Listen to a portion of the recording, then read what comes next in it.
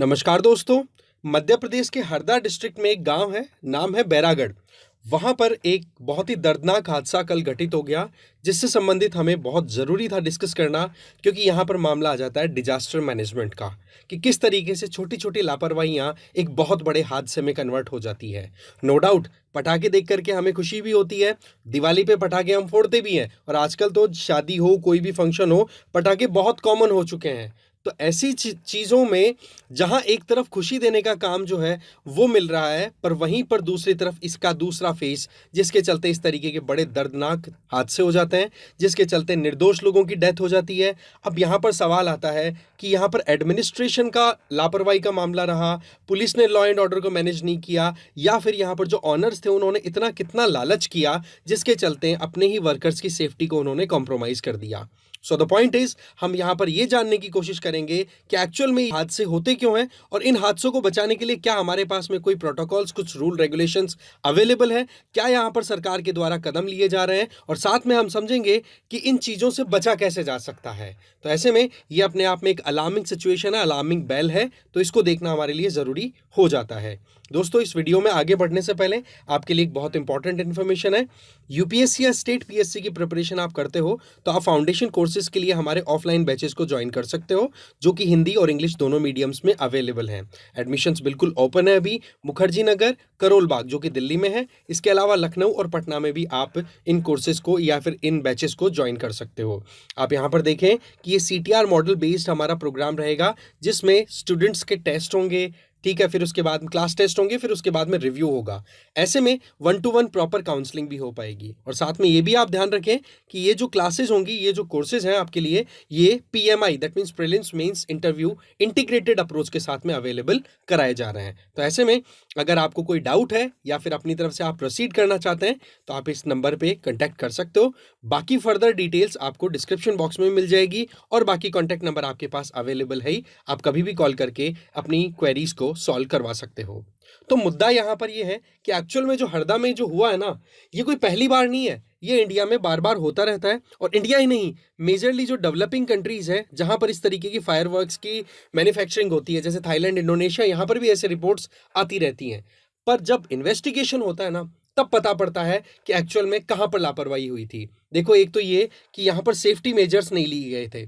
आपको पता है ना कि जिस तरीके से आप फायर वर्क का काम कर रहे हो, तो आपके यहाँ पर आग को बुझाने के लिए जो तंत्र आते हैं, यंत्र जो आते हैं, उनको आपको इंस्टॉल करके रखना होता है। वो बोले वहाँ पर थे ही नहीं। इसके अलावा जिस जगह पर ये फायर वर्क्स का काम चल रहा था, वो एक रेजिडेंशियल एरिया है। अब आप खुद नोटिस करो कि अगर एक फैक्ट्री का काम जहां पर इस तरीके की हैजार्डस एक्टिविटीज आप कर रहे हो, अब आप बताओ कि अगर वो रेजिडेंशियल एरिया में है और वहीं पर आपने मतलब हंड्रेड्स ऑफ टन्स की क्वांटिटी में, बहुत ज्यादा क्वांटिटी में आपने गोला बारूद, या फिर ये कहो कि जो एक्सप्लोसिव मटेरियल है, गोला हटा देना, खैर इसमें आपने बारूद को इकट्ठा कर रखा है, तो उसमें एक छोटी सी चिंगारी है, वो एक बहुत बड़े ब्लास्ट में कन्वर्ट हो सकती है कि नहीं। आई होप कि आपने ये वीडियो की विजुअल्स देखी होंगी कि एक्चुअल में किस तरीके का वो एक बहुत बड़ा ब्लास्ट देखने को मिला है, जिसके चलते कुछ लोगों का तो ये कहना है कि पता नहीं जिस बिल्डिंग में ये ब्लास्ट हुआ था, उस बिल्डिंग में जितने लोग काम कर रहे थे वो जिंदा भी है कि नहीं। बोला आसपास में 400 से 500 मीटर तक इसके पूरे वाइब्रेशंस या फिर कह सकते हैं धमाके को महसूस किया गया है। तो ऐसे में अभी देखो, रिपोर्ट्स में तो नो डाउट ये बताया जा रहा है कि 11 जनों की डेथ हुई है, बट एक्चुअल में कितनों की हुई है, गॉड नोज। ठीक है, अब देखो मुद्दा क्या है। यहाँ पर हमें देखना होगा कि ये जो फायरवर्क्स का काम होता है ना, इनके लिए देखो लाइसेंस का प्रोसेस हमारे यहाँ पर अवेलेबल है।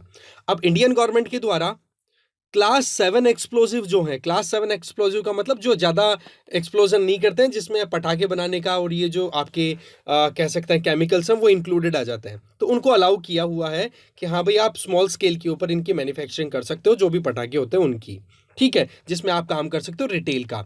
बट अभी जो ये धमाका हुआ ना, बताया जा रहा है कि जिस बिल्डिंग में ये धमाका हुआ वहाँ पर होलसेल की दुकान थी, ऐसे में बहुत बड़ा स्टॉक था पटाखों का, और फिर उसमें आग लग गई, जिसके चलते फिर ये हादसा हो गया। आप देखोगे कि हमारे यहाँ पर एक्सप्लोसिव रूल्स 2008 के अंडर में इनको रेगुलेट किया जाता है, फायरवर्क्स फैक्ट्रीज को। इसके अलावा ये जो रूल्स हैं, इसके लिए जो एक्ट है दैट इज एक्सप्लोसिव्स एक्ट 1884। अब इसके तहत आप देखोगे कि दो तरीके के लाइसेंस इशू किए जाते हैं।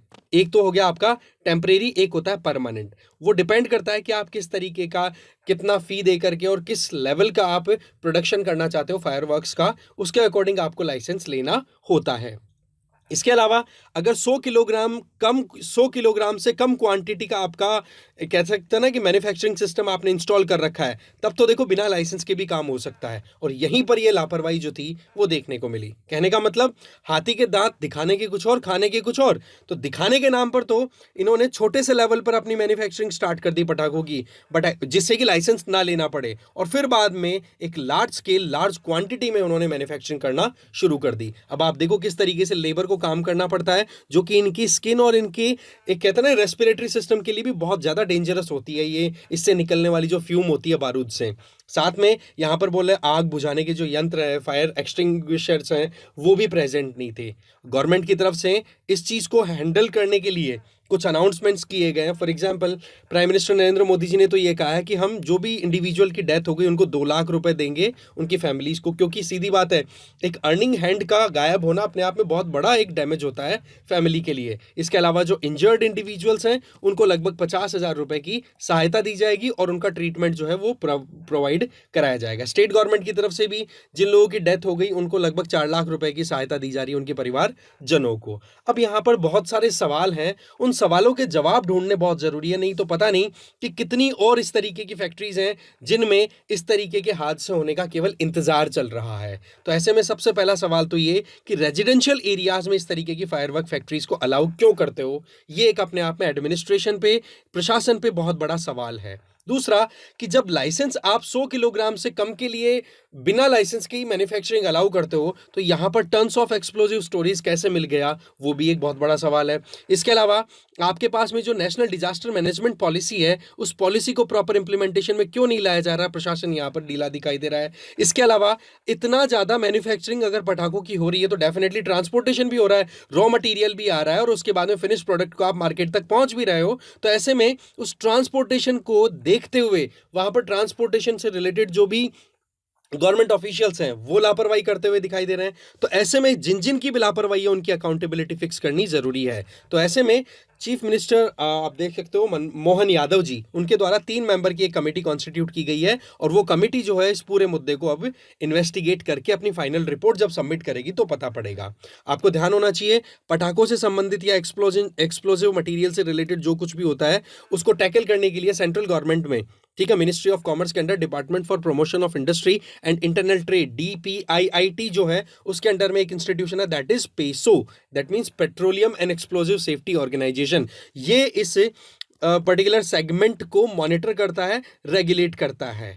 अब यहाँ पर सवाल ये आता है कि क्या यहाँ पर रेगुलेटर ने कोई लापरवाही की है? जी, यहाँ पर रेगुलेटर के लिए बताया जाता है कि यहाँ पर मैन पावर की शॉर्टेज है। बताया जाता है कि 5 आदमी मिलकर के और फायरवर्क्स वाले सिस्टम को पूरा देखते हैं। अब आप खुद सोचो, पूरे देश के मामले को 5 जने मिलकर के कैसे मैनेज करेंगे? तो एक तो बहुत बड़ी प्रॉब्लम आ रही है, बोले शॉर्टेज ऑफ स्टाफ की। इसके अलावा फायर क्रेकर इंडस्ट्री के सामने और क्या चैलेंजेस हैं? इलीगल यूनिट्स, मैंने आपको बताया अभी कि लाइसेंस जो है वो 100 किलोग्राम कम से अगर आप मैन्युफैक्चरिंग करते हो तो लाइसेंस की जरूरत नहीं है, तो वो फिर बढ़ाते बढ़ाते लालच में एक्सपेंड कर देते हैं। और यही चीज अग्रवाल ब्रदर्स थे ये एक्चुअली, जो अभी यहाँ पर हरदा में जो केस हुआ है उसमें फिर उनको अरेस्ट भी कर लिया, वो बात एक अलग है, बट अरेस्ट करने से क्या होगा जबकि उनके खिलाफ में 2015-2018 में केसेस भी चल रहे थे। कहने का मतलब ये है कि सारी चीजें एकदम प्रॉपर इंप्लीमेंट कर दी जाती तो निर्दोष लोगों की जाने नहीं जाती। वीडियो में कई वीडियोस के फुटेज आप देखोगे तो लोगों ने ये बताया कि हमने प्रधानमंत्री आवास योजना के तहत लोन लेकर के फिर घर बनाया था,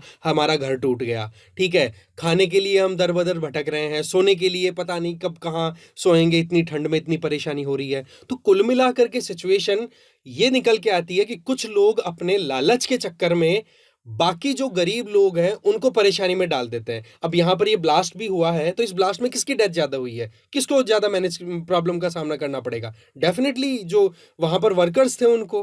तो यहाँ पर फैमिलीज़ के बारे में सोचना, एक कह सकते हैं ना कि ह्यूमैनिटेरियन अप्रोच दिमाग में लेकर के चलने की ज़रूरत है। इसके अलावा वर्क बर्डन भी बहुत होता है लोगों पर, काम पटाखे की वैसे डिमांड बढ़ती चली जाती है अगर फेस्टिवल आ जाता है तो।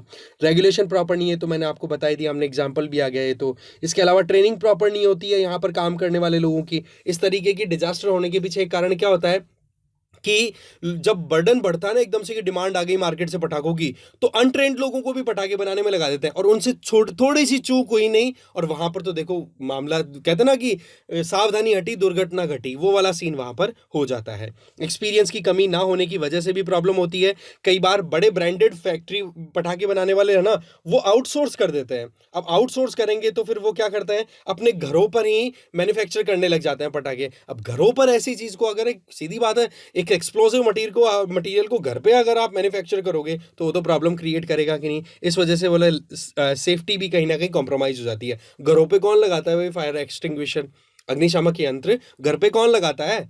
इसके अलावा हेल्थ इफेक्ट्स, घरों के अंदर ही वो लोग पटाखे बनाने लग जाएंगे तो वैसे प्रॉब्लम हो जाती है। तो कहने का मतलब ये है कि पूरा इकोसिस्टम इस तरीके से डेवलप हो चुका है जिसके चलते बहुत ज्यादा प्रॉब्लम्स आ रही है। तो सवाल ये है कि जो 3 मेंबर की कमेटी है, इसकी रिकमेंडेशन जो है, पहले तो उनको प्रॉपरली देखा जाए और साथ में जो भी लोग हैं उनके अगेंस्ट में प्रॉपर एक्शन लिए जाए। दूसरी चीज ये है कि जो भी रूल रेगुलेशन है, जैसे 1884 का आपका एक्ट है, तो भाई ये तो कॉलोनियल पीरियड का एक्ट है, आप इसको अपडेट करो आज की जो सर्कमस्टांसेस हैं उनके अकॉर्डिंग। और साथ में गवर्नमेंट की तरफ से भी इस तरीके से कंड्यूसिव सिचुएशन भी बनाने की जरूरत है। देखो मामला एम्प्लॉयमेंट का भी आ जाता ना, तो वहां पर गवर्नमेंट इतनी ज्यादा कड़क भी नहीं हो सकती है, बट यस सेफ्टी के साथ में वो चीजें होनी चाहिए ना, तब जाकर के लोगों की एम्प्लॉयमेंट भी इंश्योर होगी और उनकी जिंदगी भी इंश्योर हो जाएगी, जिंदगी भी सिक्योर हो पाएगी। ठीक है, सेफ्टी तो जरूरी है ही ना।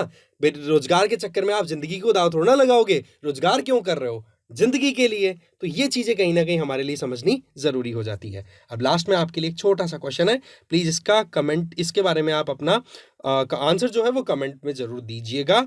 और इसी तरीके से आपको वीडियोस मिलते रहेंगे, बने रहिए हमारे साथ में। Thank you very much for watching this video.